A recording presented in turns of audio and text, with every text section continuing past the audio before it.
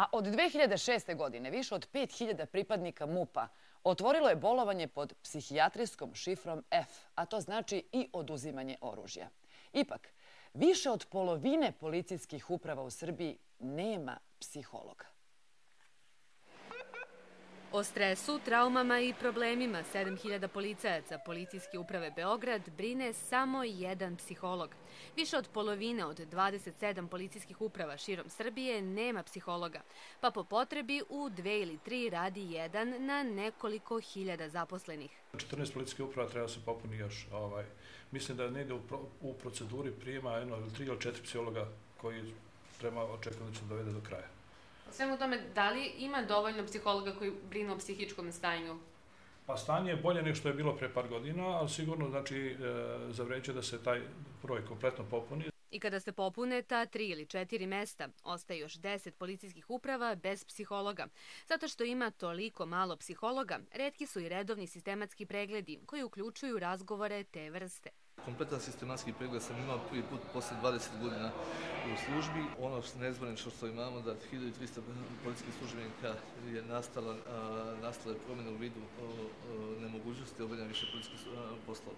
Do 2011. godine samo 3 policijske uprave imale su psihologa, i to u Beogradu, Šapcu i Prokuplju.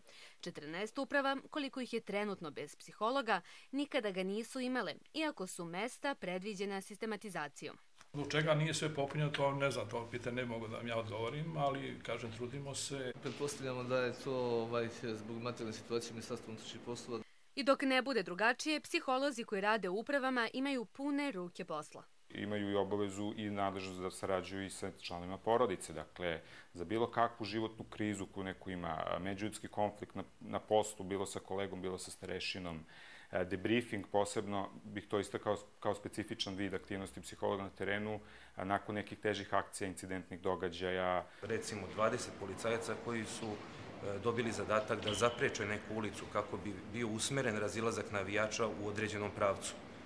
Grupa od 1000 ili 2 navijača svesno kreće na vas da vas uslovno povredi, da nanese teške telesne povrede, čak i umišljaj ubistva. U svetu nije samo policija ta koja zbog stresnih situacija mora da ima psihologa.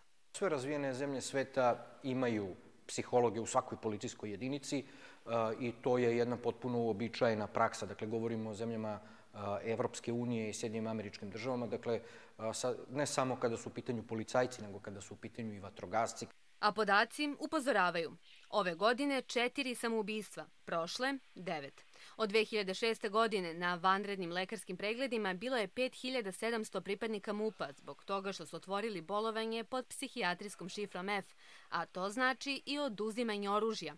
Pitanje je da li će i kada u svakoj upravi bude po jedan psiholog, to biti dovoljno za 45.000 ljudi koji su svakodnevno izloženi velikom stresu, a još nije razjašnjeno ni da li se predlog o zabrani novih zapošljavanja u javnom sektoru odnosi i na ovu oblast. Između Petlji, Batajnica i Dobanovci na obilaznici oko Beograda ukradena je oprema iz 4 trafostanice, zbog čega je 12 km autoputa u potpunom mraku. Dodatni problem je i krađa kabla koja je u međuvremenu prijavljena EDB-u. Iz Puteva Srbije upozoravaju vozače da budu oprezni jer se ne zna kada će kvar biti otklonjen. Dakle, potpun je mrak na 12 km.